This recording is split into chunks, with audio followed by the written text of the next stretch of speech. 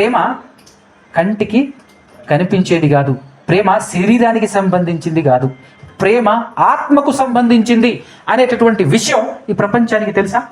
కానీ ప్రతి సినిమాలో ప్రేమనే చూపిస్తుంటాడు. వాడు కామంతో రగిలిపోతుంటారు. ఆ కామంతో తల్లిదండ్రులను కాదని పారిపోయి ఒక యవ్వనుడు ఒక యవ్వన స్త్రీ ఇద్దరు కలిసి తల్లిదండ్రులను ఎదిరించి మా కామానికి ఎదురుపడతారా మీరు అని చెప్పేసి పారిపోతుంటారు. అలాంటి సినిమాలే సూపర్ డూపర్ హిట్లు. కానీ ఆ కామానికి కామం అని పేరు పెట్టరాలు. ఏం పేరు పెడతారు? పవిత్రమైన ప్రేమ పేరు పెడతారు. ప్రేమ పావురం, ప్రేమ జంట, ప్రేమ కావాలి, ప్రేమతో రా, ప్రేమించుకుందాం రా. అబ్బా,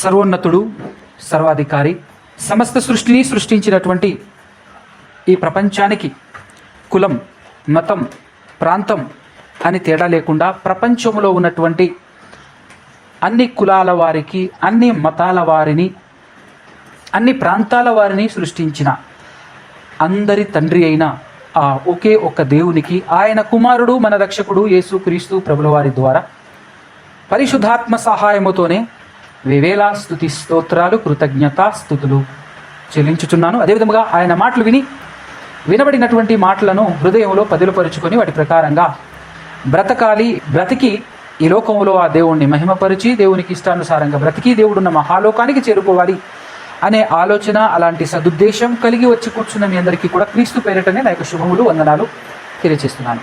మనుషులు తమకు తెలియకుండానే, తమకు అర్థం కాకుండానే ఒక పెద్ద తప్పు చేస్తున్నారు.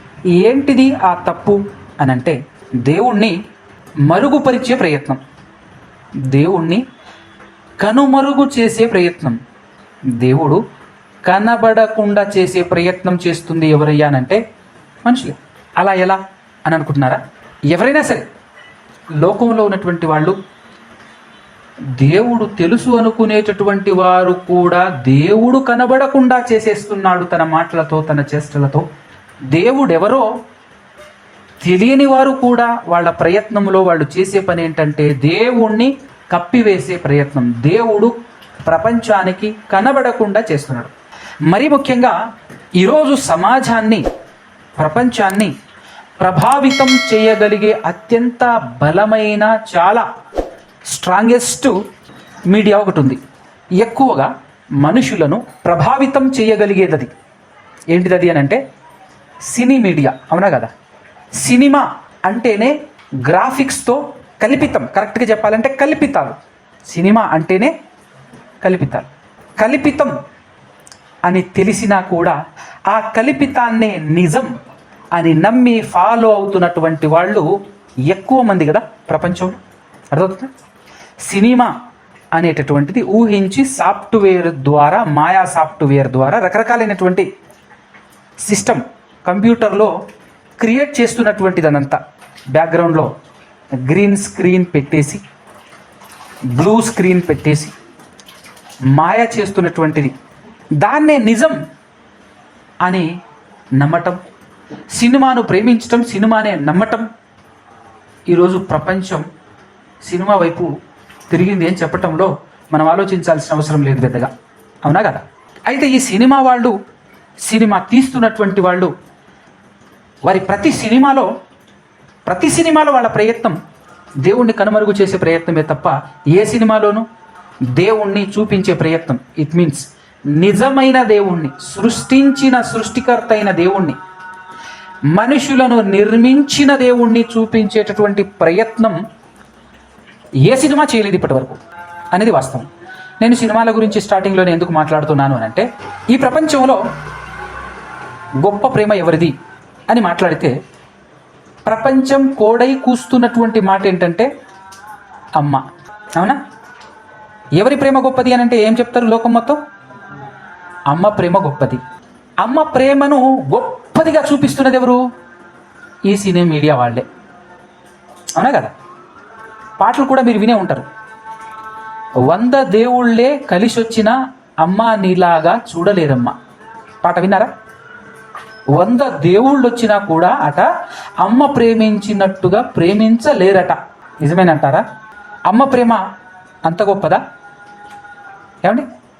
ఫర్ ఎగ్జాంపుల్గా ఈ ప్రపంచ మనుషులందరినీ అత్యంత ఎక్కువగా ప్రేమిస్తున్నది ఎవరు అని మాట్లాడితే సమాజం మాత్రం ఖచ్చితంగా అమ్మ పేరే చెబుతారు. ఇంకా కొన్ని పాటలు, ఎన్నో పాటలు ఉన్నాయి. పెదవే పలికిన మాటల్లో తీయని మాటే అమ్మాట. ఇంకా అమ్మలాలి పాట అని, అమ్మజోల పాట అని, అమ్మ గురించి అన్నీ ఇన్ని కాదు, చాలా చాలా ఉన్నతంగా. ఇంకా కొన్ని సినిమా డైలాగ్స్కి వచ్చేసరికి, ఒక సినిమాలో ఉన్నటువంటి డైలాగ్, పవర్ఫుల్ డైలాగ్ ఏంటంటే, ఎంతటి వాడైనా ఆఖరికి దేవుడైనా అమ్మ కడుపులో పుట్టాల్సిందే అని చెప్పేసి ఒక డైలాగ్ ఉంటుంది. పర్ఫెక్ట్ డైలాగ్ ఏంటో నాకైతే తెలియదు, కానీ ఎంతటి వాడైనా దేవుడైనా సరే ఆఖరికి ఫైనల్గా అమ్మ కడుపున పుట్టాల్సిందే అంటే దేవుని కంటే కూడా అమ్మను ఎంత గొప్పగా చూపిస్తున్నాడో చూసారా సినిమా వాడు. అమ్మను మించిన దైవం ఉన్నదా అని పాట కూడా మరి మీరు విన్నారో లేదో తెలియదు కానీ ఉంది. అమ్మను మించిన దైవమే లేదట. అవునా? ఎంత బాగా, ఎంత అద్భుతంగా అమ్మను హైలైట్ చేశారు సమాజంలో. అవునా కదా? ఒక మాట చెప్పాలనిపించింది ఇక్కడ నాకు. ఒక మాట ఏంటంటే, అమ్మ ప్రేమ నిజంగా అంత గొప్పదే అయితే సమాజం ఎందుకు పాడైంది? సమాజంలో ఉంటున్న వాళ్ళందరూ స్వార్థపరులుగా కేవలం నిలువెత్తు స్వార్థంలానే నిలబడుతున్నారు. ప్రతి మనిషిని చూస్తే అవునంటారా కాదంటారా? ప్రతి మనిషి అణువు ఏం నిండి ఉంది అంటే స్వార్థమే నిండి ఉంది. మరి ప్రపంచం ఎందుకు ఇలా స్వార్థంతో నిండింది?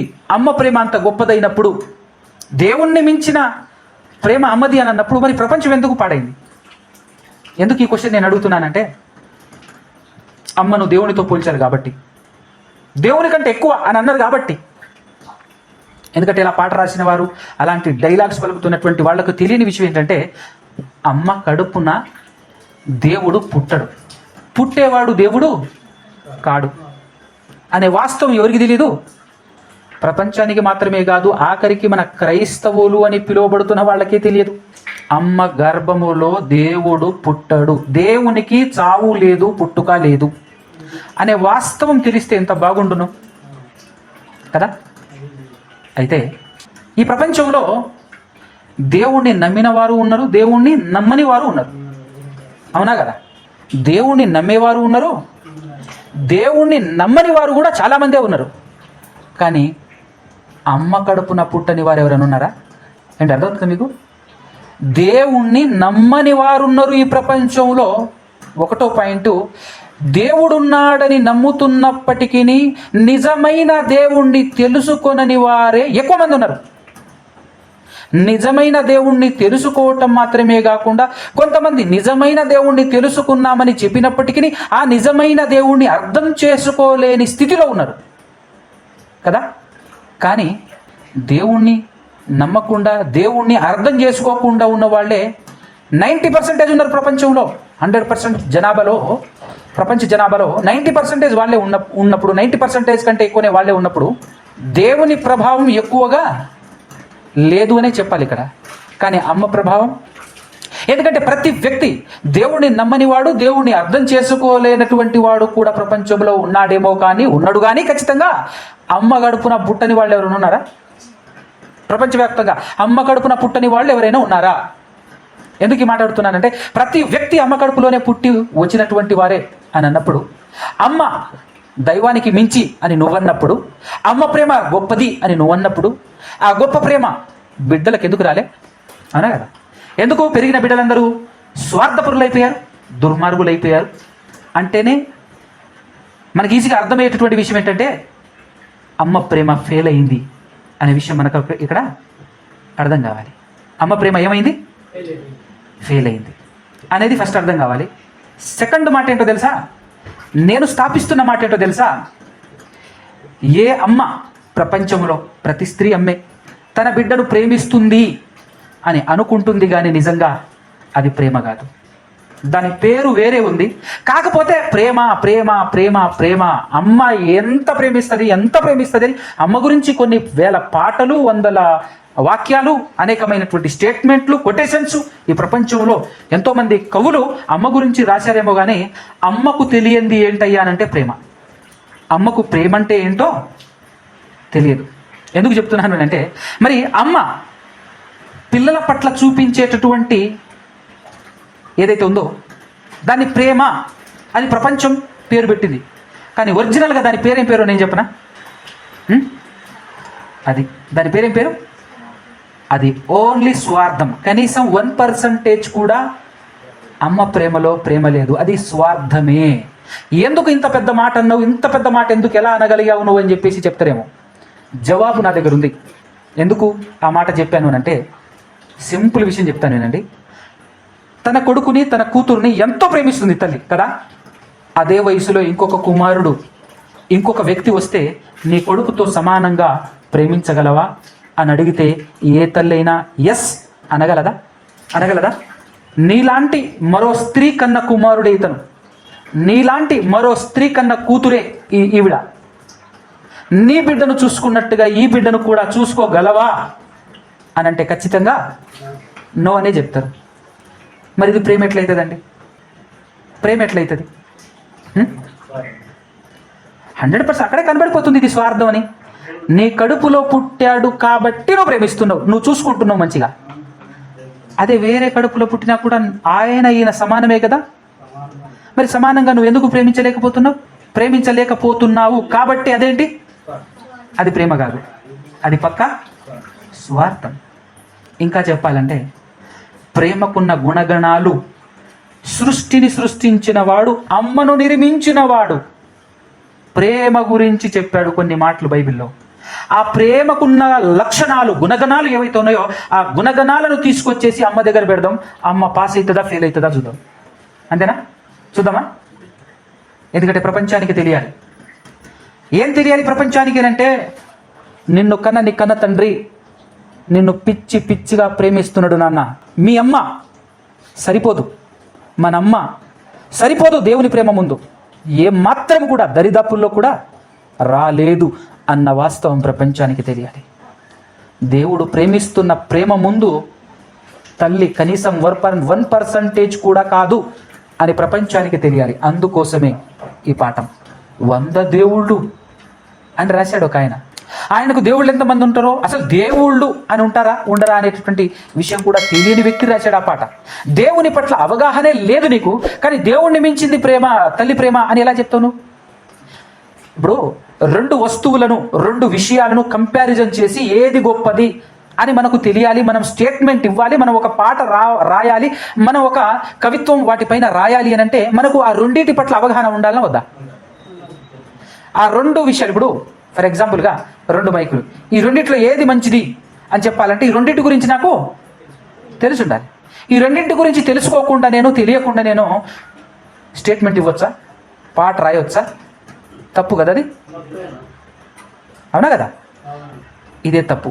దేవుని గురించి ఒక్కడికి కూడా తెలియదు ప్రపంచంలో, కానీ దేవుని పట్ల డైలాగ్స్, దేవునిపై కౌంటర్స్, దేవుని గురించి జోకులు, దేవుణ్ణి తగ్గిస్తూ అనేక పాటలు. ఫస్ట్ దేవుని గురించి తెలుసుకో.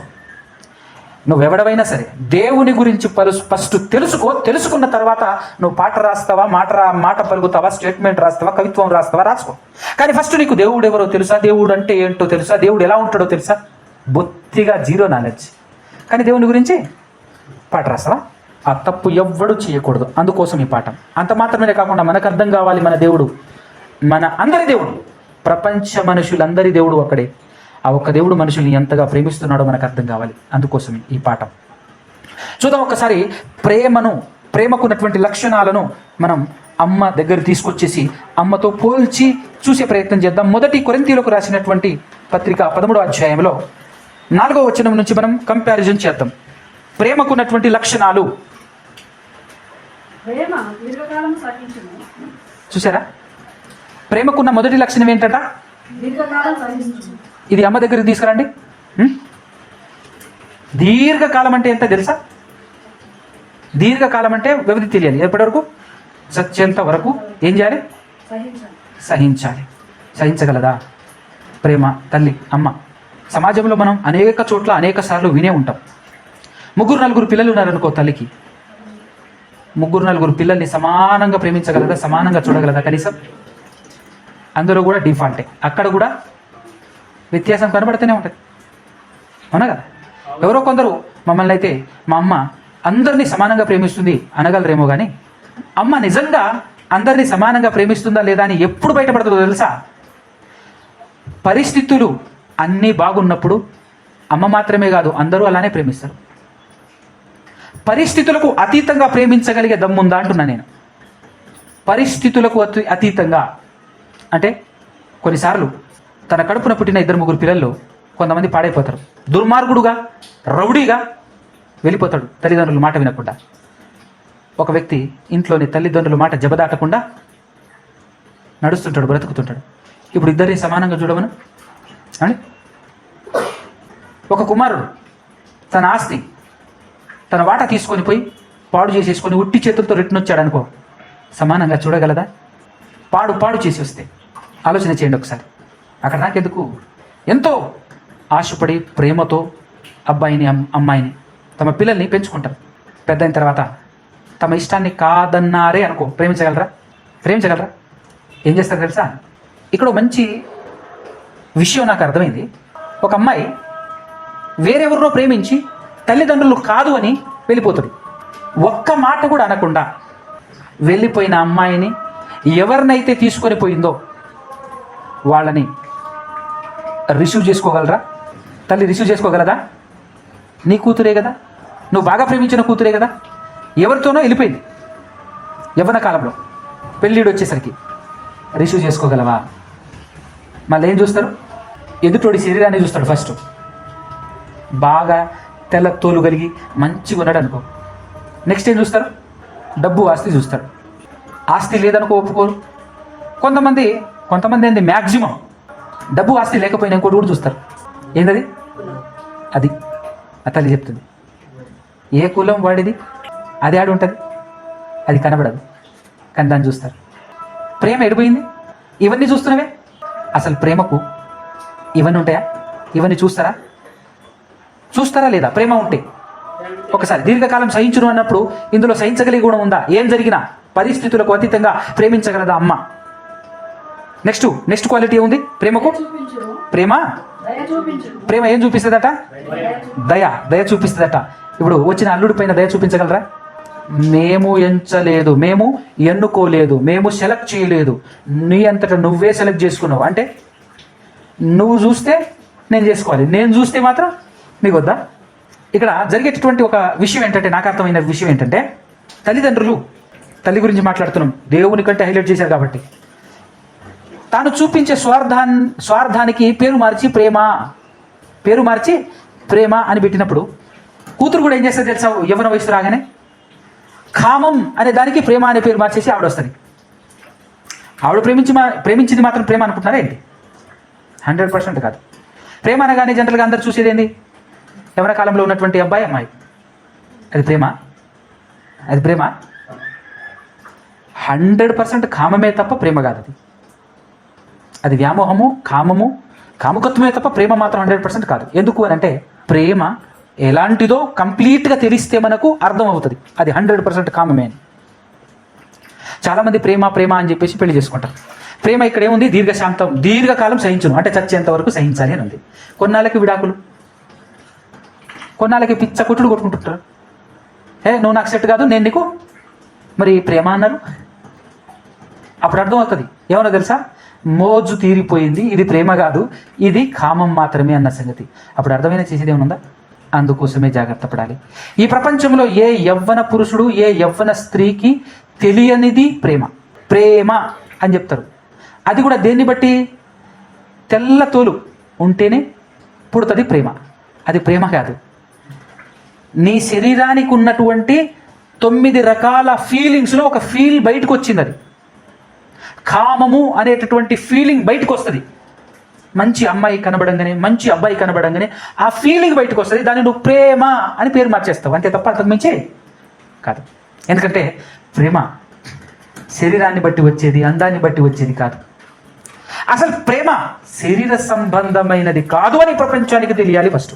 ప్రేమ శరీర సంబంధమైనది కాదు. నెక్స్ట్, మత్సరపడదు అంటే తన పిల్లల కంటే ఇతరులు, వేరే వారి పిల్లలు కొంచెం టాలెంటెడ్గా ఉన్నారనుకో, తల్లి ఏం చేస్తుంది? మత్సరపడుతుంది. పక్క ఏం చేస్తుంది? మత్సరపడుతుంది. మరి అది ప్రేమ ఎట్లయితుంది? మత్సరము లేనిది ప్రేమ. నెక్స్ట్ మాట,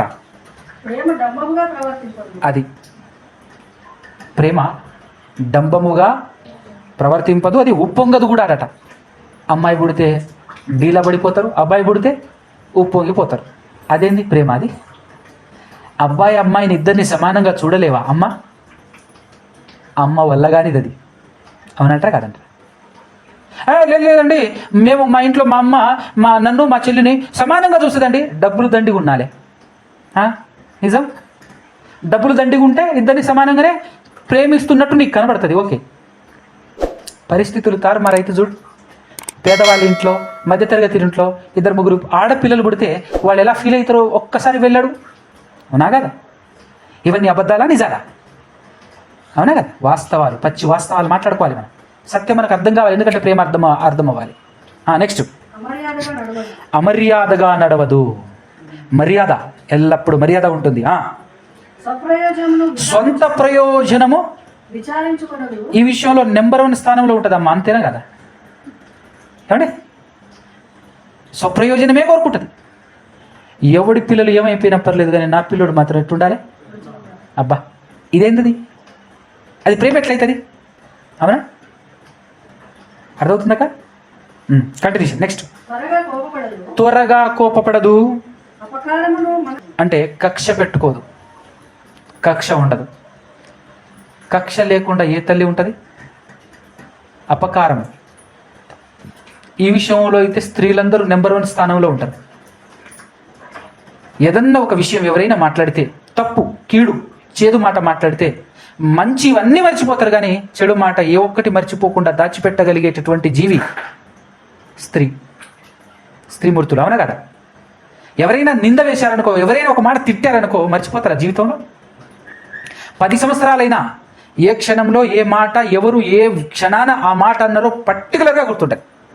ఖచ్చితంగా 6, 100 అయినా 100, 150 అయినా 150, 250 అయినా కూడా ఖచ్చితంగా 100% ఏం చేస్తారంటే దాన్ని తీర్చుకునే ప్రయత్నంలోనే ఉంటారు. ఏదో ఒక దినాన ఖచ్చితంగా మాటకు మాట ఏదో ఒక రోజు ఏదో ఒక క్షణాన ఎలాగోలాగో చెప్పేసేయాలంతే.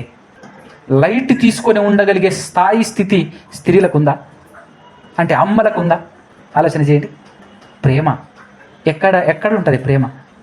ప్రేమకున్న లక్షణాలలో ఒకటైనా సరిపోతుందా? ఆ ప్రేమకున్నటువంటి లక్షణాలను అమ్మ దగ్గర పెడితే అమ్మ పాస్ అవుతుందా, ఫెయిల్ అవుతుందా? చూడండి ఒక్కసారి. ఏమండి, ఇంకా దుర్నీతి విషయమై సంతోషపడక అంటే చిన్నప్పుడు చూడండి, చిన్నప్పుడు పిల్లలు తప్పులు మాట్లాడుతున్నారు అనుకో, నిజంగా తల్లి ప్రేమిస్తే ఏం చేయాలి? కానీ ఏం చేస్తుంది? ఎంత ఆనందపడుతుంటుంది. వాడు తప్పుడు మాటలు మాట్లాడుతుంటే తల్లి ఆనందపడుతుంటుంది. అది ప్రేమ ఎట్లయితుంది? అవునా కదా? అంత మాత్రమే కాకుండా చిన్నతనంలో చూడండి, ఏదన్నా దొంగతనం తీసుకొచ్చాడు అనుకో, సైలెంట్గా, ఎవరికి కనబడకుండా ఎంత పొగుడుతుంది తల్లి. మా అమ్మాయి ఎక్కడి నుంచో తీసుకొచ్చాడు, 500 నోటు తీసుకొచ్చాడు, ఎవరికి చెప్పుకోవచ్చు, సైలెంట్ దాచిపెట్టుకుంటుంది. ఎవరైనా వెనకాల నుంచి వచ్చారనుకో, మావోడు అలాంటి పని చేయడమ్మా, ఇంకెవరైనా చేస్తారేమో కానీ మావోడు ఆ పని చేయడు తల్లి. నువ్వేమనుకుంటున్నావు? మావోని మీద ఆడన్నీ చూస్తుంటాడు, అన్నీ వింటుంటాడు, ఇదంతా నేర్చుకుంటుంటాడు. ఇప్పుడు ఏ పిల్లోడికైనా, ఏ అమ్మాయికైనా, ఏ అబ్బాయికైనా మొట్టమొదటి బడి అమ్మ ఒడిలో నిజంగా యథార్థమైన నిజమైన ప్రేమే ఉంటే ఆ ప్రేమ ఖచ్చితంగా నేర్చుకోడా? కానీ ఫైనల్గా పెద్ద అయిన తర్వాత స్వార్థపరుల్లా, ఒక దొంగలా, ఒక దుర్మార్గుల్లా తయారవుతున్నాడంటే ఇదంతా ఏడ నేర్చుకొని వచ్చావు? మొదటి బడి ఏది? అవునా? అబద్ధాలు మాట్లాడినా, బూతులు మాట్లాడినా, తప్పులు ఎన్ని చేసినా కూడా ఎక్కడి నుంచి నేర్చుకొని వచ్చారు? ఏది మరి తల్లి దగ్గర ఉన్న ప్రేమ? అయ్యేనా ప్రేమ అంటే? బూతులు మాట్లాడుతుంటే ఖండించకుండా, నేర్పించకుండా ఆనందపడితివి, దొంగతనం చేసిన ఆనందపడితివి కదా? సరిపోతున్నాయా ప్రేమకున్నటువంటి లక్షణాలతో పోలిస్తే? అమ్మ సరితూగుతుందా? ఏ ఒక్కటి కూడా కనబడుతున్నాయా? దీన్ని బట్టి నేను చెప్పాను అనమాట. ఏమన్నా తెలుసా, అసలు అమ్మకు తెలియదంటూ ఏదైనా ఉంది అంటే అది ప్రేమ. తన గర్భాన పుట్టాడు కాబట్టి ఆ ఎమోషన్ అనేటటువంటిది ఉంటుంది. ఆ ఎమోషనే దాన్ని నువ్వు ప్రేమ అంటే ఎట్లా? అసలు ప్రేమ శరీరానికి సంబంధించింది కాదు. నీ గర్భాన పుట్టకపోయినా చిన్నపిల్లల్ని ప్రేమించగలగాలి. వేరే వాళ్ళ అబ్బాయి ఉన్నా వేరే వాళ్ళు ఉన్నా కూడా అన్నీ చూసుకోగలగాలి. కానీ ఇప్పుడు కడుపున పుట్టిన పిల్లోడు 1-2 వేసేసాడు అనుకోండి, ఎంత ఆనందంగా, ఏ విధమైనటువంటి పెయిన్ లేకుండా, ఇబ్బంది లేకుండా అన్నీ క్లీన్ చేస్తుంది తల్లి. అదే ప్లేస్లో వేరే వాళ్ళ అబ్బాయి చేసేస్తే ఎట్టుంటుంది? 1-2 చేసేస్తే ఎట్టుంటుంది? ఎంత కోపం వస్తుంది. ఎందుకని? ప్రేమ కదా, గొప్ప ప్రేమ కదా. అయిపోయిందా? ఆ గొప్ప ప్రేమ పని అయిపోయిందా? అసలు ఈ ప్రేమ శరీరానికి సంబంధించింది కాదు అని గలతీయులకు రాసినటువంటి పత్రికలో చెప్తున్నాడు. ఒక్కసారి చూడండి. గలతీ పత్రిక 5వ అధ్యాయము 19 నుంచి చూద్దామండి. శరీరానికి సంబంధించిన కార్యాల గురించి మాట్లాడుతున్నాడు ఇక్కడ. శరీర కార్యములు స్పష్టమై ఉన్నవి. అవేమనగా జారత్వము, అపవిత్రత, బాగా వినండి, కాముకత్వము, విగ్రహారాధన, అభిచారము, ద్వేషములు, కలహము, మత్సరములు, క్రోధములు, కక్షలు, భేదములు, విమతములు, అసూయలు, మత్తతలు, అల్లరితో కూడిన ఆట పాటలు మొదలైనవి, వీటిని గూర్చి నేను మునుపు చెప్పిన ప్రకారము ఇట్టి వాటిని చేయువారు దేవుని రాజ్యమును స్వతంత్రించుకొనరని మీతో స్పష్టముగా చెప్పుచున్నాను అన్నాడు. మొత్తానికి ఇవన్నీ నేర్చుకుంటున్నాడు తల్లి గర్భంలో నుంచి, తల్లి ఒడిలో నుంచి, మొదటి బడిలో నుంచి. అవునా? అంటే తల్లి ఒడిలో నుంచే ఏ కార్యాలు నేర్చుకుంటున్నాడు? శరీర కార్యాలు నేర్చుకుంటున్నాడు.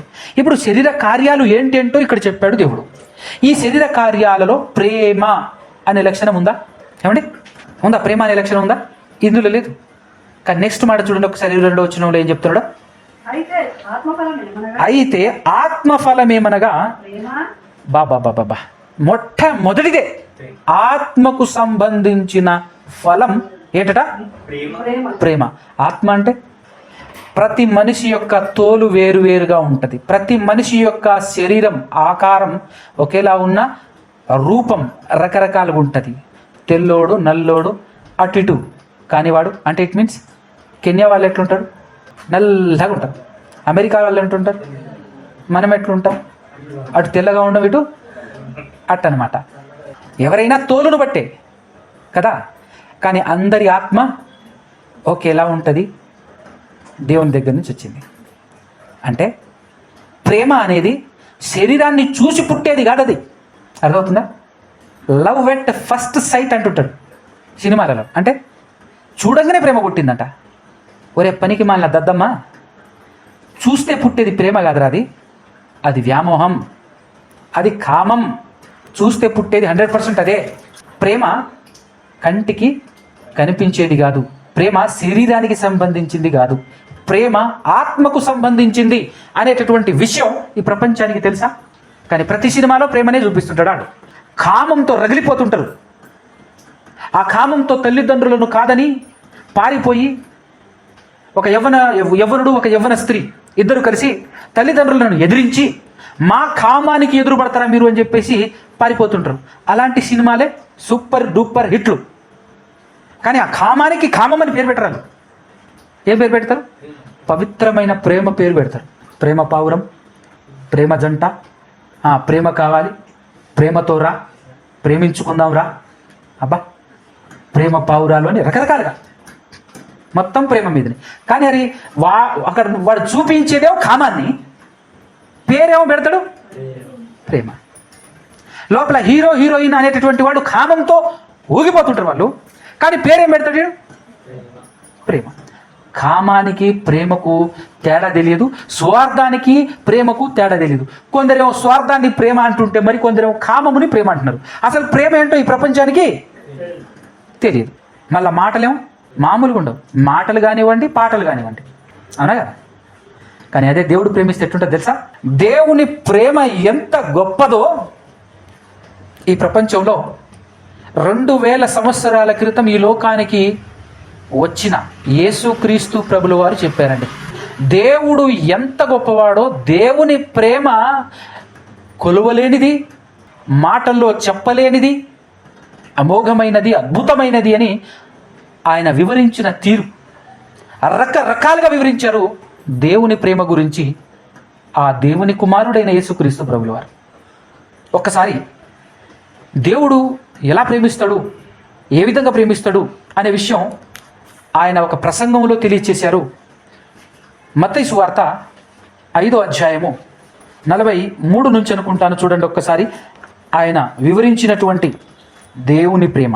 నీ పొరుగు వాడిని ప్రేమించి నీ శత్రువును ద్వేషించమని చెప్పబడిన మాట మీరు విన్నారు కదా. ఎస్, విన్నాము. అయితే నేను మీతో చెప్పున్నదేమనగా, ఎవరు నేను అంటే యేసు ప్రభు, నేను మీతో చెప్పున్నదేమనగా, మీరు పరలోకములో ఉన్న మీ తండ్రికి కుమారులై ఉండునట్లు మీ శత్రువులను. ఎందుకు లింక్, మాటకు ఉన్నటువంటి లింక్ అర్థమైందా? మీరు పరలోకములో ఉన్న మీ తండ్రి అంటే ఎవరైనా దేవుడు. ఆ దేవునికి పిల్లలుగా మీరు ఉండాలంటే మీరేం చేయాలో తెలుసా? మీ శత్రువును ప్రేమించే దమ్ము ఏ అమ్మకుంది, ఏ వ్యక్తికి ఉంది? మన మైండ్కి, మన ఆలోచనలకి, మన ఊహకు అందగలదా ఈ మాట? ఎందుకు ఈ మాట చెప్పాడు అని అంటే, మీ తండ్రి అలాంటోడే కాబట్టి మీరు కూడా అలాంటి వాళ్ళు అయితేనే మీ తండ్రికి మీరు పిల్లలు. పరలోకంలో ఉన్న దేవునికి మీరు పిల్లలుగా ఉండాలి అని అంటే ఆయన ఎట్టాంటోడో మీరు ఎట్టాంటోడే ఉండాలి. నెక్స్ట్ మాట చూడు. ఆయన అంటే ఎవరు? మీ శత్రువులను ప్రేమించుడి. తర్వాత మాట, మిమ్మును హింసించు వారి కొరకు. ఏమండి, మనల్ని హింసించే వారి కొరకు మనం ప్రార్థన చేయగలమా? ఏమండి, కానీ దేవుడు తనను నిందిస్తూ హింసిస్తూ దేవుడు అనేవాడు లేడు అని దేవుని గురించి ఇష్టానుసారంగా మాట్లాడుతున్నటువంటి వాళ్ళందరినీ కూడా ప్రేమిస్తున్నది ఎవరు తెలుసా? అది ప్రతి ఒక్కరిని ప్రేమిస్తున్నాడు. ఈసారి వర్షం కురిసింది, నదులు నిండాయి, అన్ని డ్యాములు నీళ్లతో కలకల్లాడుతున్నాయి. ఎవరు నింపారు ఈ డ్యాములన్నీ? దేవుడే కదా నింపింది. జనాలందరూ మంచోళ్ళని నింపిండా? ఈ మనుషులందరూ బుద్ధిమంతులు అని నింపిండా? అందరూ దుర్మార్గులేగా, అందరూ పాపాత్ములేగా, అందరూ భయంకరులేగా. అయినా కూడా ఆయన ప్రేమించాడు చూసావా? అయినా ఆయన ప్రేమ వరదలా పారింది, నది నిండింది చూసారా? డ్యాములన్నీ నిండాయి దేవుని ప్రేమతో. అది దేవుని ప్రేమ. అదే చెప్తున్నాడు కింద చూడు.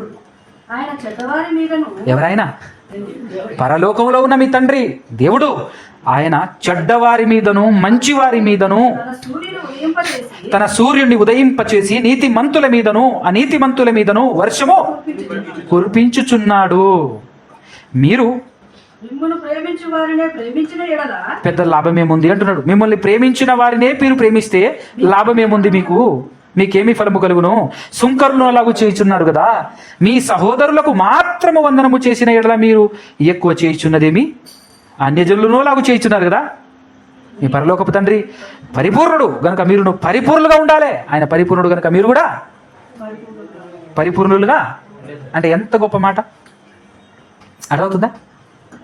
దేవుడు పరిపూర్ణుడు అంటే అర్థం ఏంటో తెలుసా? మంచోడు చెడ్డోడు అని తేడా లేకుండా ప్రతి వ్యక్తిని ఏకరీతిగా ఒకే విధంగా ప్రేమించగలుగుతున్నాడు. ఎలాగూ అని అంటే, ఫర్ ఎగ్జాంపుల్గా నిమ్మ చెట్టు అనుకుందాం. నిమ్మకాయ ఎలా ఉంటుంది? మంచోడు తింటే పుల్లగా, మంచోడు తింటేనేమో తీయగా, చెడ్డోడు తింటేనేమో పుల్లగా అని ఏమైనా ఉందా? మంచోడు తిన్నా చెడ్డోడు తిన్నా పుల్లగానే ఉంటుంది. మామిడి చెట్టు మంచోడు దుర్మార్గుడు చెడ్డోడు ఎలాంటోడైనా వెళ్ళి తెంపుకొని తింటే తీయగానే ఉంటుంది తప్ప ఏమైనా రుచి మారుతుందా? అదే సృష్టిలో దేవుని గుణాలు కనబడటం అంటే అది. అవునా? నువ్వు ఎలాంటి వాడవైనా సరే, ఒక దుర్మార్గుడు పోయి విత్తనం వేస్తే చెట్టు మొలుస్తుందా మరొదా? అది సృష్టిలో దేవుని గుణాలు మనకు కనబడే విధానం. అమ్మ ఇలా ప్రేమించగలదా? ఈ యాంగిల్ అమ్మలో కనబడుతుందా? మరి 100 దేవుళ్ళని పాట రాసినాం. అవునా కదా?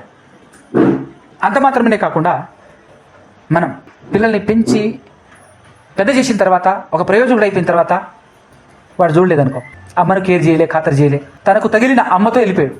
అవునా? అమ్మను పట్టించుకోవట్లేదు. అప్పుడు అమ్మ ఏమంటది?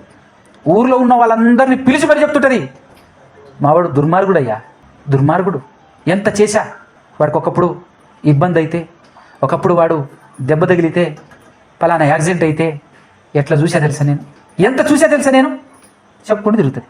చెప్పుకుంటూ ఏం చెప్తుంటుంది? దుర్మార్గుడు, భార్య చేయబట్టుకొని వెళ్ళిపోయాడు. ఇంకా నేనైతే విన్నా నా చెవులారా, వాడికి అదే అమ్మ అయిపోయింది, అదే కానీ అదే పెళ్లి చేసుకున్నాలే, ఎలాంటి మాటలు కూడా విన్నా. ఈరోజు అమ్మ గుర్తుకు రావట్లే వాడికి. ఇవన్నీ వింటుంటే అమ్మ ఫెయిల్ అయిపోలే. అవునా? అమ్మ అసలు ప్రేమే కాదు అని అర్థం కావట్లే. కానీ ఈరోజు దేవుని ప్రేమ చూడు. ఒక మాట చూపిస్తా ఈ సందర్భంలో.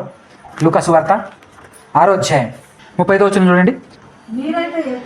మీరైతే ఎట్టి వారిని గూర్చి అయినను నిరాశ చేసుకొనక మీ శత్రువులను ప్రేమించుడి, మేలు చేయుడి, అప్పు ఇయ్యుడి, అప్పుడు మీ ఫలము గొప్పదై ఉండును అనే మాట ఒకటి. రెండో మాట ఏంటి? అప్పుడు మీరు సర్వోన్నతునికి కుమారులై ఉందురు, సర్వోన్నతుని కుమారులై ఉందురు. ఆయన ఎట్టంటాడంటే, ఆయన కృతజ్ఞత లేని వారి ఎడలను దుష్టుల ఎడలను ఉపకారి అయి ఉన్నాడు. అంటే కృతజ్ఞత. తల్లి కూడా ఏమంటుంటుంది? వాడికి కృతజ్ఞత లేదమ్మా, వాడికి కృతజ్ఞత లేదు, నేను ఎంత బాగా చూసుకున్నాను, ఎంత ప్రేమించాను, ఫైనల్గా ఈరోజు నన్ను చూడకుండా వెళ్ళిపోయాడు అని చెప్పేసి కృతజ్ఞత లేనివాడు అని చెప్పేసి మాట్లాడుతుంది. కానీ ఆ కృతజ్ఞత లేని వారిని కూడా దేవుడు మరలా తిరిగి వచ్చి ఏం చేస్తున్నాడు తెలుసా? ప్రేమిస్తూనే ఉంటాడు. వాడికి కావాల్సింది వాడికి ఇస్తూనే ఉంటాడు. కృతజ్ఞత లేని వాడికి కూడా ఇంకేమన్నాడు? కృతజ్ఞత లేనివాడి ఎడలను, తర్వాత దుష్టుల ఎడల కూడా ఉపకారి. అంటే ఆ దుష్టుణ్ణి కూడా ప్రేమిస్తున్నాడు ఒకే రీతిగా. అది దేవుని ప్రేమ. అంచనా వేయగలమా దేవుని ప్రేమని? ఏమండి, అంచనా వేయగలమా? అర్థమవుతుందా మనకు దేవుని ప్రేమ? ఇంకా ఏదైనా తప్పు చేస్తే, పిల్లలు తప్పు చేస్తే ఎలాంటి తప్పు అని అంటే మనం కొన్ని చూసాము. మా మిర్యాలగూడెంలోని కూతురు తాము వద్దన్న వ్యక్తిని పెళ్లి చేసుకొని వెళ్ళిపోయింది అని చెప్పేసి చేసుకున్న అల్లుడు ఎవరైతే ఉన్నారో ఆ అల్లుడిని ఏం చేశారు? చంపించేసేసారు. అవునా? ఏమంటారు దీన్ని? ప్రేమ చంపుతుందా? ఆ ప్రేమ చంపుతుందా? అసలు ప్రేమకు అర్థం చెప్పమనంటే ఏం చెప్పాలో తెలుసా? నిండుగా ఉండాలి. ప్రేమకున్న అర్థం నిండుగా ఉండాలంటే త్యాగం. ఆనందంగా సంతోషంగా చేసే త్యాగం పేరే ప్రేమ అని చెప్పాలి. అది వల్లపడుతుందా? అమ్మకు, నాన్నకు, ఈ లోకంలో ఉన్న నాన్నకు వల్లపడుతుందా? కానీ దేవుడు ఎంత గొప్పవాడో, మనల్ని ఎంతగా ప్రేమిస్తున్నాడో యేసు ప్రభు చెప్పాడండి మనకు. యేసుక్రీస్తు ప్రభువులు చెప్పారు. ఆయన ప్రేమను వర్ణిస్తూ ఆయన ఎలాంటి వాడో తెలుసా? చెప్తాను రండి అని చెప్పేసి దేవుని ప్రేమను ఉపమానాల రూపంలో వివరిస్తున్నటువంటి సందర్భాలు మనం చూసినట్లయితే లూకా సువార్త 15వ అధ్యాయం తీయండి, 3 నుంచి. అందుకు ఆయన వారితో ఈ ఉపమానము చెప్పాను. మీలో ఏ మనుషునికైనాను 100 గొర్రెలు కలిగి ఉండగా వాటిలో ఒకటి తప్పిపోయిన ఎడల అతడు 99 అడవిలో విడిచిపెట్టి తప్పిపోయినది దొరకు వరకు దానిని వెళ్ళడా? అది దొరికినప్పుడు సంతోషముతో దానిని తన భుజముల మీద వేసుకొని ఇంటికి వచ్చి తన స్నేహితులను, పొరుగు వారిని పిలిపించి, మీరు నాతో కూడా సంతోషించుడి, తప్పిపోయిన నా గొర్రె దొరికినని వారితో చెప్పును గదా. అటువలే మారు మనసు అక్కరలేని 99 మంది నీతిమంతుల విషయమై కలుగు సంతోషము కంటే మారు మనసు పొందు ఒక్క పాపి విషయమై పరలోకమందు ఎక్కువ సంతోషము. అంటే పాపులను కూడా దేవుడు ఎందుకు ప్రేమిస్తున్నాడంటే ఏదో ఒక రోజు ఖచ్చితంగా నా బిడ్డ మారుతాడని. పాపులను కూడా దేవుడు ఏం చేస్తున్నాడు? కానీ దేవుని ప్రేమ మనసులకు అర్థమవుతుందా? అర్థం కాక నిందలు వేస్తున్నారు దేవుని పట్ల, దేవునిపై నిందలు వేస్తున్నారు. ఏమండి, నేను వ్యభిచారం చేస్తాను, దొంగతనం చేస్తాను, హత్య చేస్తాను, చేసిన తర్వాత నా తప్పైపోయింది తండ్రి అని పెట్టుకుంటాను, క్షమిస్తాడు మీ దేవుడు? మీ దేవుడట. మరి నీ దేవుడు ఎవరురా? బుద్ధి లేని దద్దమ్మ. నీ దేవుడు నా దేవుడేంది?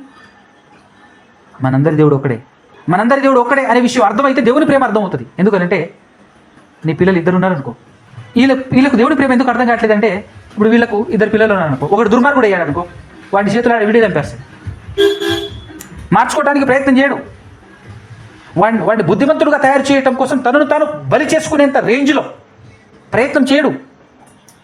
చంపటం ఒకటే మార్గం అనుకుంటాడు ఈ మనిషి. కాబట్టి వీడికి ఎవరి ప్రేమ అర్థం కావట్లే? దేవుని ప్రేమ అర్థం కావట్లే. సంపటమే న్యాయం అని వీడు చూస్తున్నాడు. ఎందుకు శిక్ష వేయట్లేడు, ఎందుకు సంపట్లేడు అని ఆలోచిస్తున్నాడు వీడు అని అంటే వీడికి ప్రేమ ఎందుకు అర్థమవుతుంది? ఎట్లా అర్థమవుతుంది? దేవుని ప్రేమ ఎట్లా అర్థమవుతుంది?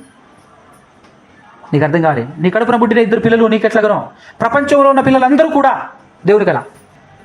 కానీ నువ్వే దుర్మార్గుడు అయిపోయి నీ సహోదరుని చంపాలని చూస్తున్నావు, నీ సహోదరుని చంపమని అడుగుతున్నావు నువ్వు దేవుని దగ్గర. కానీ నీ ఆలోచన వేరు, దేవుని ఆలోచన వేరు. దేవుని ప్రేమను అర్థం చేసుకునే శక్తి నీకు లేదు. దేవుడు మార్చాలి అని చూస్తున్నాడు. మనిషిని మార్చి తన పిల్లోడుగా స్వీకరించాలని ఆయన ప్రయత్నం చేస్తుంటే లేదు, మార్పు అవసరం లేదు, మారకూడదు, వాడు చావాలి అని కోరుకుంటున్నావు నువ్వు. అలా కోరుకుంటున్నా నువ్వెవరు తెలుసా? నువ్వు కూడా చావుకారుడువే. కరెక్ట్గా మాట్లాడితే నువ్వు కూడా పాపివే, నువ్వు కూడా దుర్మార్గుడువే. చంపటం అంటూ మొదలు పెడితే నిజంగా నీ మాట విని మొదటి దెబ్బ నీ మీద పడుతుంది. సరియేనా? వాడి దగ్గర రాగానే సరి ఆలోచిస్తారు, నువ్వెంతను అందరంతే. ఈరోజు మనిషిని మార్చడానికి ఒకే ఒక్క దేవుడు ప్రయత్నం చేస్తుంటే మారుతున్న వాళ్ళని చూసి ఇది మతం మత మార్పిడి అని మాట్లాడుతున్నాడు. జ్ఞానం లేని దద్దమ్మలు, తెలివి లేని బుద్ధి లేని దద్దమ్మలు. అవునా? అది దేవుని ప్రేమ, అది దేవుని ప్రేమ. దేవుని ప్రేమ అర్థం కాక బలైపోతున్నారు మనుషులు. ఇది దేవుని ప్రేమ. వివరిస్తున్నాడు ఎవరు? యేసుక్రీస్తు ప్రభుల వారు. తర్వాత ఇంకొక ఉపమానం ఏం చెప్పాడు తెలుసా? 10 వెండి నాణ్యాలు ఉంటే అందులో నుంచి 1 వెండి నాణ్యము పోగొట్టుకుంటే చాలా జాగ్రత్తగా దాన్ని వెతికి సంతోషిస్తుంది దొరికిన తర్వాత. ఎదుగో ఆ విధంగా ఉంటుంది దేవుని ప్రేమ అని చెప్తున్నాడు. ఇంకా అద్భుతమైన ఉపమానము 11వ వచనం నుంచి 32 వచనాల వరకు 15వ అధ్యాయంలో ఉన్నటువంటి ఉపమానం ఏంటంటే తప్పిపోయిన కుమారుడు. తప్పిపోయిన కుమారుడు అంటే ఒక తండ్రికి 2 కుమారులు ఉంటారు. ఆ 2 కుమారులు చిన్న కుమారుడు నా ఆస్తి నాకు ఇచ్చేసి అని చెప్పేసి అన్నప్పుడు లెక్క చేసి తన ఆస్తిని తనకి ఇచ్చేసిన తర్వాత అదంతా తీసుకొని వెళ్ళిపోయి దూరదేశానికి వెళ్ళిపోయి విచ్చలవిడిగా బ్రతికి వేశ్యలతో తిరిగి ఇష్టానుసారంగా బ్రతికి తండ్రి ఇచ్చిన ఆస్తినంతా పోగొట్టుకున్న తర్వాత దిక్కు లేక బ్రతకటం శాతగాక బ్రతకలేక పందులను మేపి బ్రతకాలనుకుంటాడు. ఆ పందులు మేపటానికి పోతే ఆకలి విపరీతమైతే పందులు తినే పొట్టు తినాలి అని సిద్ధపడిపోతాడు. అంత దీనస్థితికి వెళ్ళిపోయిన తర్వాతనండి తండ్రి గుర్తుకొచ్చి ఆ క్షణాన అక్కడే అలా వదిలేసి నా తండ్రి దగ్గర చాలామంది పనోళ్ళు ఉన్నారు, ఈసారి నేను వెళ్ళి కొడుకుగా కాదు పనోడిగా ఉంటా అని అనుకుని డిసైడ్ అయి వెళ్తాడు. అదే మారు మనసు. ఈరోజు ప్రపంచవ్యాప్తంగా ఉన్న మనుషులందరూ దేవునికి దూరమైనటువంటి వాళ్ళే. వాళ్ళందరినీ ఈ విధంగానే రమ్మని పిలుస్తున్నాడు దేవుడు. యేసుక్రీస్తు ప్రభుల వారి ద్వారా పిలుస్తున్నాడు ప్రపంచానికి దేవుడు.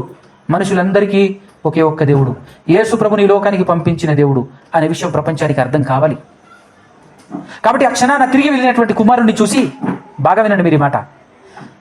ఇక్కడ ఉన్నటువంటి అమ్మ, భూలోకంలో ఉన్న నాన్న అందరూ అడ్డంగా ఫెయిల్ అయిపోతారు ఈ సందర్భంలో. అవునా కదా? దూరాన చూశాడు తప్పిపోయి వెళ్ళిపోయినటువంటి కుమారుడు మాసిపోయి బక్కచిక్కిపోయి రిటర్న్ వస్తుంటే చూసిన తర్వాత జనరల్గా ఈ మనిషి ఏం చేస్తాడు చెప్పండి? వస్తున్నాడు రాని అని ఎదురు చూసి వచ్చిన తర్వాత వాడి ముఖం నాకు కనబడకూడదు, వాడి ముఖం నాకు చూపిద్దామని చెప్పరా, దగ్గర కూడా రాని ఎదురువాడిని. అవునా అంటారా లేదా? అలా అనకపోయినా నా దగ్గర ప్రేమ ఉంది అని అనుకునేటటువంటి వాళ్ళైనా సరే అని స్వీకరించినా కూడా ఏమంటారు తెలుసా? ఖచ్చితంగా కొన్ని మాటలైనా అంటారు. ఏరా ఏడబెట్టినవరా ఆస్తి, తీసుకెళ్ళి ఎక్కడ ఖర్చు పెట్టినవరా, ఏడ ముంచినవరా ఆస్తి మొత్తం, ఏం చేసినవరా నువ్వు అని చెప్పేసి గుచ్చి అడగరా? ఎన్నో మాట్లాడతారు. ఒక్క మాట అయినా ఖచ్చితంగా అంటారు. అనకపోతే వీడికి జీర్ణం కాదు, మనసు ఒప్పుకోదు, తిన్న తిండి అరగదు, ఖచ్చితంగా ఏదో ఒకటి అనాలి.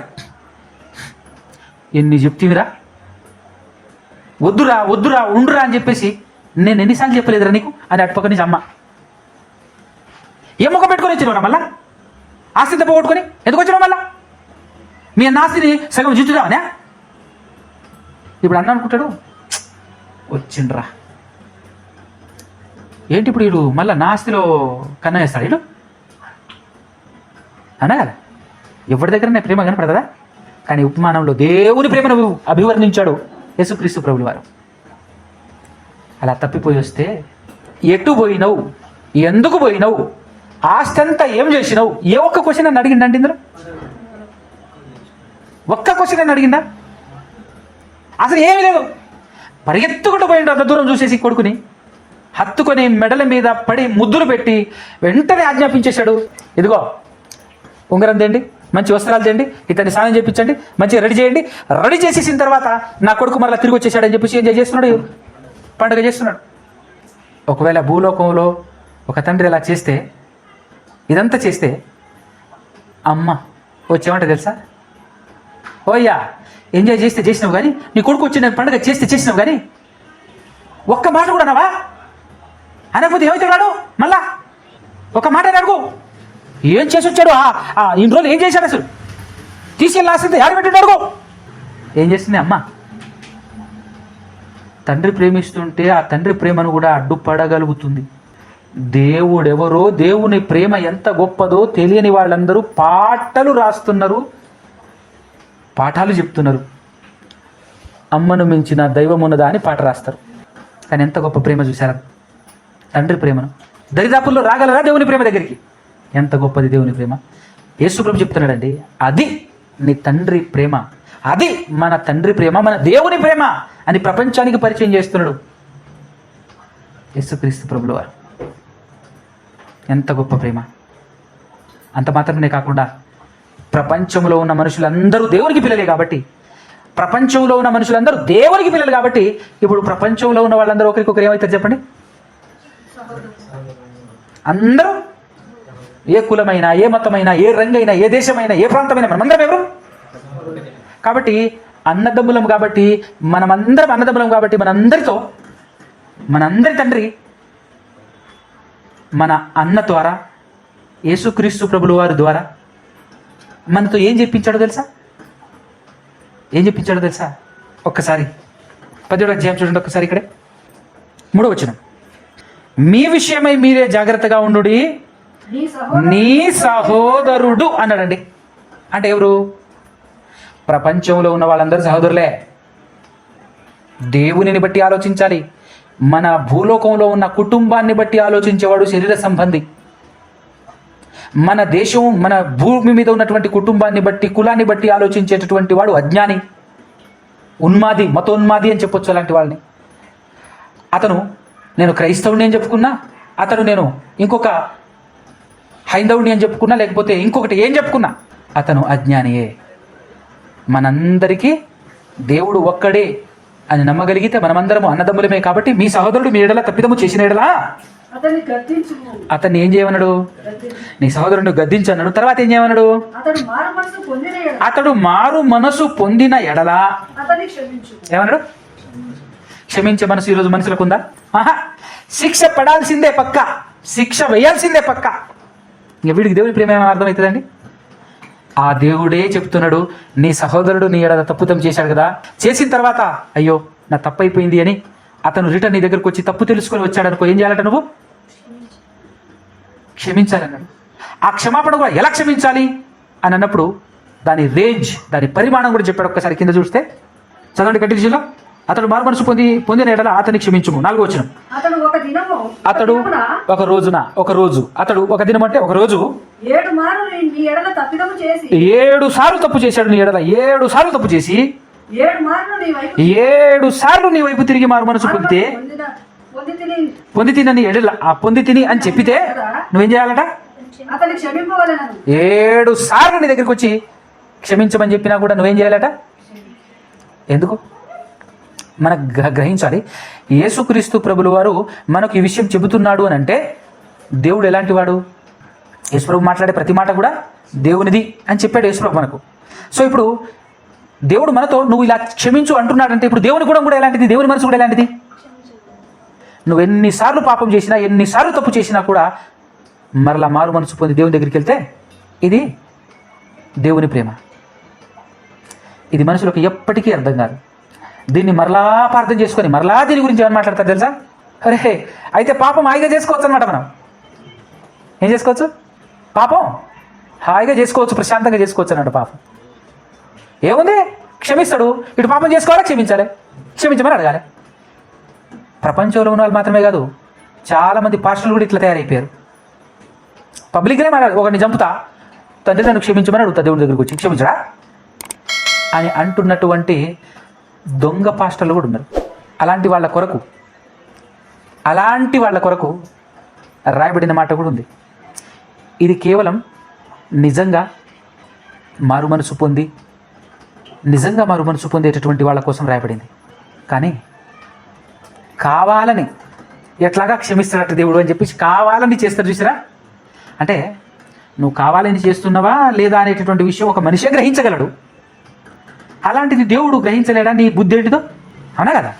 మరి ఈ మాత్రం లాజిక్ మర్చిపోయి మనం ఎన్నైనా తప్పు చేయొచ్చట్రా, మనం ఎన్నైనా పాపాలు చేయొచ్చట్రా, క్షమించమని చెప్పేసి మరలా మారు మనసు పొందామని చెప్పేసి క్షమించమని అడిగితే దేవుడు క్షమిస్తాడట్రా అని అంటే అది నీ వెర్రి, నీ అజ్ఞానం. అది దేవుని మాటలను అపార్థమే చేసుకుంటారు తప్ప అర్థం చేసుకునే ప్రయత్నాన వెళ్ళరు. అర్థం చేసుకునే పని అసలు చేయరు మనుషులు. నీలాంటి వాళ్ళ కోసం ఏం చెప్పబడింది? అలాంటి వాళ్ళ కోసం ఒకసారి చూద్దాం. హెబ్రీయులకు రాసినటువంటి పత్రిక 10వ అధ్యాయం 26వ వచనం. మనము సత్యమును గూర్చి అనుభవ జ్ఞానము పొందిన తరువాత బుద్ధిపూర్వకముగా పాపము చేసిన ఎడలా అంటున్నాడు. అంటే నువ్వు కావాలని క్షమిస్తాడట్రా, మనం ఎన్నిసార్లు పాపం చేసినా క్షమిస్తాడట, ఎన్నిసార్లు పాపం చేసినా క్షమిస్తాడట, పాపం చేద్దామని చెప్పేసి అంటారు చూసా. అలాంటి వాళ్ళు దేవుడు క్షమిస్తాడట అని తెలుసుకుని కావాలని బుద్ధిపూర్వకంగా పాపం చేస్తాడు. అట్లాంటి వాడి గురించి ఎవరు రాశాడు? బుద్ధిపూర్వకముగా పాపము చేసిన ఎడల పాపములకు బలికను ఉండదు గాని న్యాయపు తీర్పునకు భయముతో ఎదురుచూచుటయు విరోధులను దహింపబోవు తీక్షణమైన అగ్నియుకను ఉండును. ఆట తీర్చిపోద్ది అనమాట. అన్నా కదా? తెలియనివాడు, అర్థం కానివాడు ఒకే రోజు తెలియక తప్పులు చేసేస్తున్నాడు. తప్పు చేసుకున్న తర్వాత అర్థం చేసుకుంటున్నాడు, ఒరే నేను చేసిన తప్పురా అని తెలుసుకుంటున్నాడు, నేర్చుకుంటున్నాడు, సారీ బ్రదర్ అంటున్నాడు. అప్పుడు నువ్వు క్షమించాలా వద్దా? క్షమించాలి. ఎందుకంటే అర్థం కాక తెలియక నువ్వు ఎన్ని తప్పులు చేసినా క్షమిస్తాడేమో దేవుడు, కానీ తెలిసి ఒక్క తప్పు చేసినా కావాలని ఒక తప్పు చేసిన దేవుడు అనే విషయం అర్థం కావాలి మనం. కానీ ఈ మాట నేను ఎందుకు చెప్పాల్సి వచ్చిందనంటే మనం చెప్పిన పాఠంలో ఖచ్చితంగా అర్థం చేసుకోవటం కంటే ఎక్కువ అపార్థమే చేసుకుంటారు మనుషుల బుద్ధి వంకర, కుక్కతోక వంకర. అదైనా చక్కగా అవుతుందేమో కానీ ఈ బుద్ధి మాత్రం చక్కగా కాదు. అట్టుంటుంది మనిషి యొక్క బుద్ధి. అందుకోసమే ఇది చెప్పాల్సి వచ్చింది. కానీ చచ్చిపోయేంత వరకు అండి దేవుడు ఎంత గొప్పగా ప్రేమిస్తున్నాడు అంటే పేతురుతో చెప్పాడు. మత్తయి సువార్త చివరిగా చదువుకొని మనం ముగించుకుందాం. మత్తయి సువార్త 18వ అధ్యాయం. పేతురు గారు విని అంటాడు. మత్తయి సువార్త 18వ అధ్యాయము 21 నుంచి చూస్తే, ఆ సమయమున పేతురు ఆయన ఎద్దకు వచ్చి యేసు ప్రభు దగ్గరికి వచ్చి, ప్రభువా, నా సహోదరుడు నా ఎడల తప్పిదము చేసిన ఎడల నేను ఎన్ని మార్లు అతని క్షమింపవలెను? 7 మార్ల మట్టుకా అని అడిగిను. అందుకు యేసు ప్రభు అతనితో ఇట్లా, నేను 7 మారుల మట్టుకే కాదు 70 ఏండ్ల మారుల మట్టుకని నీతో చెప్పుచున్నాను. 70 ఏండ్ల మారుల మట్టుకని నీతో చెప్పుచున్నాను. కావున పరలోక రాజ్యం తన దాసుల యొద్ద లెక్క చూచుకొని కోరిన ఒక రాజును పోలి ఉన్నది అంటాడు. అంటే 70 ఏండ్ల మారుల మట్టుకు క్షమిస్తూ ఉండాలి అని అంటే మన దేవుని గుణం కూడా మనకు ఇలా చేయమని యేసుక్రీస్తు ప్రభుల వారు చెప్పారు అని అంటే మన తండ్రి, మన దేవుడు కూడా అలాంటి వాడే అని మనకు అర్థం కావాలి. ఎందుకంటే దేవుని గుణగణాలను, దేవుని లక్షణాలను ప్రచారం చేయటానికి, మనకు చెప్పటానికి యేసుప్రభు వచ్చాడు. యేసుప్రభు ఈ లోకానికి వచ్చిందే నువ్వు నేను మనమందరము పరిపూర్ణుల వాళ్ళని. ఎలా? దేవుడు ఎంత పరిపూర్ణుడో, దేవుడు ఎలాగైతే పరిపూర్ణుడో మనము కూడా అలాగే పరిపూర్ణులు అవ్వాలి. ఒక మాటలు చెప్పాలంటే క్యారెక్టర్ విషయంలో దేవునితో సమానులు అవ్వాలి. అది దేవుడు కోరుకుంటున్నటువంటి కోరిక. అందుకోసమే యేసుక్రీస్తు ప్రభుల వారు కూడా ఈ విషయంలో దేవునితో సమానుడు, మనమందరం కూడా దేవునితో కావాలి. శక్తి సామర్థ్యాల విషయంలో వేరే, మనం ఆయనతో సమానంలో ఎవరము కాలేము. కానీ క్యారెక్టర్ విషయంలో మాత్రం అవ్వాలి అని కోరుకుంటున్నాడు దేవుడు. అందుకోసమే ఇప్పుడు దేవుడు పరిపూర్ణుడు కాబట్టి మీరు కూడా పరిపూర్ణులుగా ఉండాలి. దేవుడు ఎలాగైతే పరిపూర్ణుడో మీరు కూడా అలాగే పరిపూర్ణులుగా ఉండాలి అని చెప్పేసి మత్తయి సువార్త 5వ అధ్యాయం చివరి వచ్చిన చదివామా లేదా? అంత మాత్రమే కాకుండా మరొక మాట చూపిస్తా ఈ సందర్భంలో ఇది అర్థం కావడం కోసం. ఎఫెసీయులకు రాసినటువంటి పత్రిక 4వ అధ్యాయము 11-12 వచనాలు. మనమందరము విశ్వాస విషయములోను దేవుని కుమారుని గురించిన జ్ఞాన విషయములోను ఏకత్వము పొంది సంపూర్ణ పురుషుల మగు వరకు, అనగా సంపూర్ణ పురుషుల మగు వరకు అంటే ఏంటో చెప్తున్నాడు. అనగా క్రీస్తునకు కలిగిన సంపూర్ణతకు సమానమైన సంపూర్ణత గలవారమగు వరకు, అంటే యేసుక్రీస్తు ఈ క్యారెక్టరైజేషన్ విషయంలో, గుణగణాల విషయంలో ఎంత పరిపూర్ణుడో, ఎంత పరిపూర్ణుడో ఆ రేంజ్లో మనం కూడా ఎదగాలట. సమానమైనటువంటి పరిపూర్ణత గలవారమగు వరకు ఆయన ఇలాగూ నియమించారు. సో ఈ విషయంలో మనం చెప్పొచ్చు, సేమ్ టు సేమ్ క్యారెక్టర్ దేవుని యొక్క లక్షణాలను 100% పరిపూర్ణంగా తనలో చూపించాడు యేసుక్రీస్తు ప్రభుల వారు. సో క్యారెక్టరైజేషన్ విషయంలో 100%, పరిశుద్ధత విషయంలో యేసుక్రీస్తు ప్రభుల వారు దేవునితో సమానుడు అని చెప్పొచ్చు. విషయం శక్తి సామర్థ్యాల్లో వేరు, అవునా కదా? అర్థమవుతుందా? అందుకోసమే దేవుడు యేసుక్రీస్తు ప్రభుల వారి ద్వారా మనతో చెప్పించినటువంటి మాట ఏంటంటే, మీ తండ్రి పరిపూర్ణుడు కాబట్టి మీరు కూడా పరిపూర్ణులుగా ఉండాలి అని యేసుక్రీస్తు ప్రభుల వారు మనకు మాదిరి చూపించి, మీరు నా అడుగు జాడల్లో మీరు నడవాలి అని మనకు మాదిరి చూపించాడు యేసుక్రీస్తు ప్రభుల వారు. అంటే మనం కూడా యేసుక్రీస్తు అంతటి వారం కావాలి, యేసుక్రీస్తు అంతటి వారముగా మనం అవ్వాలి అనే యేసుక్రీస్తును మనకు మాదిరి చూపించాడు. యేసుక్రీస్తు అంతటి వారము మనం కాలేము అని అనుకుంటే మనకు ఆయనకు మాదిరి ఎందుకు చూపించినట్టు? మనకు మాదిరి చూపించాల్సిన అవసరం లేదు కదా, మనం ఆయన్ని వెంబడించాల్సిన అవసరం లేదు కదా. కానీ ఈరోజు బైబిల్ అర్థం కానటువంటి చాలామంది యేసుక్రీస్తుతో సమానము మనం కాలేము, యేసుక్రీస్తుతో వేరే విషయంలో ఆలోచించొద్దు, వేరే విషయంలో కాదు, ఓన్లీ ఏ విషయంలోది? క్యారెక్టర్ విషయంలో, గుణగణాల విషయంలో మాత్రమే నేను మాట్లాడుతున్నది. చెప్పాడు బైబిల్, దేవుడు ఏదైతే రాయించాడో మనకు ఆ విషయం ఖచ్చితంగా మనం మాట్లాడాలి. మనమందరము దేవుడు ఎలాగైతే పరిపూర్ణుడో అలా పరిపూర్ణులు కావాలి. అలా కావటానికి మనం ఎవరిని చూడాలి? యేసుక్రీస్తుని చూడాలి. ఎందుకు? యేసుక్రీస్తు దేవునిలా పరిపూర్ణుడు కాబట్టి. యేసుక్రీస్తు ప్రభువారు దేవునిలాగా ఆయన కూడా పరిపూర్ణుడు కాబట్టి దేవుని ప్రేమ ఎంత గొప్పది. ఈ విషయంలో దేవునితో పోల్చే విషయంలో అమ్మ ప్రేమ అసలు ప్రేమే కాదు, అవునా? అమ్మ ప్రేమ అసలు ప్రేమే కాదు. అందుకోసమే దేవుని ప్రేమతో పోలిస్తే అమ్మ ప్రేమను ప్రేమ అనే పేరు పెట్టకూడదు, స్వార్థం అని పెట్టాలి. దేవుడు ఎక్కడండి? చిరకాలం నువ్వు చచ్చేంత వరకు లోబడనొల్లని ప్రజల వైపట దినమెల్లా చేతులు చాచుతున్న దేవుడు ఎక్కడ? అమ్మ ఎక్కడ? మనం మనుషులమండి, అమ్మైనా మనిషే కదా. దేవుని ప్రేమ గొప్పది, అమరత్వం కలిగినది, అగాధ సముద్రము కూడా ఆర్పజాలనటువంటి ప్రేమ, చాలా గొప్పది ఆ ప్రేమ. మరణము కంటే బలమైనది ఆ ప్రేమ. కాబట్టి అంతగా మనల్ని ప్రేమిస్తున్నటువంటి దేవుణ్ణి మనం ప్రేమిస్తే, ఆ ప్రేమ విలువ మనకు అర్థమైతే, ఈరోజున ఈ వర్షం మనల్ని ఆపుతుందా? హైదరాబాద్ ట్రాఫిక్ మనల్ని ఆపుతుందా? నేను 170-180 కిలోమీటర్లు వర్షంలో ఇంత దూరం నేను వచ్చాను అని అంటే, ఈ లోకంలో ఉన్నటువంటి వాళ్ళు రాలేదు అని అంటే అర్థం ఏంటి? దేవుడు ప్రేమించినంతగా మీరు దేవుణ్ణి ప్రేమించలేకపోతున్నారు. అందుకోసమే మరి తెలిసి రాశారో తెలియక రాశారో తెలియదు కానీ ఒక పాట విన్నాను, నన్నెంతగా ప్రేమించితివో నిన్నంతగా ద్వేషించి తిని అనేదో రాశారు. అదేనా? దూషించి తిని ద్వేషించి తిని. అంతే. దేవుడు మనల్ని ఎంతగా ప్రేమిస్తున్నాడో మనం ఏం చేస్తున్నాం? అంతగా ద్వేషిస్తున్నాం, దూషిస్తున్నాం. కాబట్టి దయచేసి ఆలోచన చేయండి. దేవుని పని మనం చేయాలి, దేవుని కోసం ఆలోచించాలి.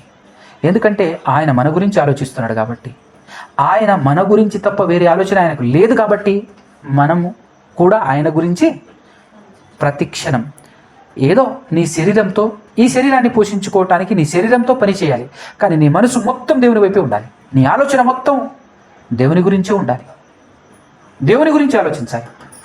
అలా ఆలోచిస్తూ దేవుణ్ణి ప్రతిక్షణం ధ్యానిస్తూ నేను మనమందరం బ్రతకాలి అని కోరుకుంటూ మాటలు ముగిస్తున్నాను. కళ్ళు మూసుకొని తరలించినట్లయితే చిన్న ప్రార్థన చేసుకుందాం. పరిశుద్ధుడా పరమందు ఆసీనుడా సకల ఆశీర్వాదాలకు కారణభూతుడా తండ్రి, మమ్మల్ని ఎంతగా ప్రేమిస్తున్నారు. ఆర్పజాలని ప్రేమ, అంతములేని ప్రేమ, మనుషులకు అర్థమే కానంతగా, మనుషులు కనీసం ఆలోచించలేనంత గొప్పగా మమ్మల్ని మీరు ప్రేమిస్తున్నారు అనేటటువంటి విషయాన్ని ఈరోజు మీరు మా ముందుంచిన విధానాన్ని బట్టి స్తోత్రములు తండ్రి. దేవా, దయచేసి మమ్మల్ని క్షమించండి, మన్నించండి. మేము కూడా అంతే విధానంలో అదే విధముగా ప్రేమించి మీలా పరిపూర్ణులు అవ్వగలుగుటకు యేసుక్రీస్తు ప్రభుల వారిని వెంబడిస్తూ బ్రతికే భాగ్యం మా అందరికీ అనుగ్రహించమని వచ్చి కూర్చుని ఉన్న మీ పిల్లలందరినీ జ్ఞాపకం ఉంచుకొని ప్రతి ఒక్కరూ తండ్రి నిజమైన ప్రేమ కొరకు తపన పడుతూ, నిజమైన ప్రేమను నేర్చుకునే పనిలో, నిజమైన ప్రేమతో ప్రేమించగలిగే విధానంలో ఉండగలుగుటకు మీ కృపను అనుగ్రహించండి దేవా. ప్రేమ అనేది ఆత్మ సంబంధమైనదే తప్ప అది శరీర సంబంధమైనది కాదు అని మీరు తెలియచేసిన విధానంలో మేమందరము ప్రేమించగలిగే భాగ్యం మాకు అనుగ్రహించమని ప్రాధేయపడుతూ బ్రతిమార్కొంచు మీ పాదాల సన్నిధి నుంచి మీ ప్రియ కుమారుడు లోకరక్షకుడు మనుషులందరికీ ప్రభువుగా మీరు నియమించిన యేసు ప్రభు పరిశుద్ధ నామములోనే ఈ ప్రార్థన అడిగి పొందుకొని ఉన్నాము కన తండ్రి. ఆమేన్.